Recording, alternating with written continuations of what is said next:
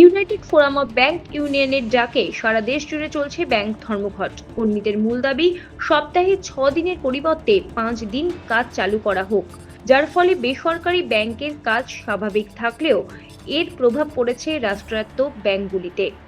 উল্লেখ্য, SBI, PNB, bank of Baroda, Canara bank সহ সরকারি ব্যাংকগুলির বহু শাখায় পরিষেবা ব্যাহত। নগদ জমা তোলা, চেক ক্লিয়ারেন্স কাউন্টার পরিষেবায় সমস্যা হচ্ছে। পরিষেবা স্বাভাবিক রয়েছে এইচডিএফসি, আইসিআইসিআই, আইডিএফসি ফার্স্ট ও অ্যাক্সিস ব্যাংকে। সূত্রের খবর অনুযায়ী গ্রাহকদের সুবিধার্থে চালু রয়েছে ডিজিটাল পরিষেবা। এছাড়াও নেট ব্যাংকিং, মোবাইল ব্যাংকিং ও ইউপিআই পরিষেবা স্বাভাবিক রয়েছে। এটিএম খোলা থাকলেও কিছু জায়গায় নগদের ঘাটতি হতে পারে।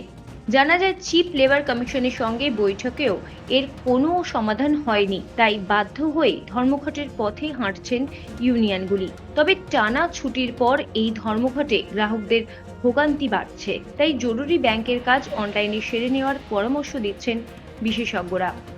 অমনি 360 নিউজ, কলকাতা।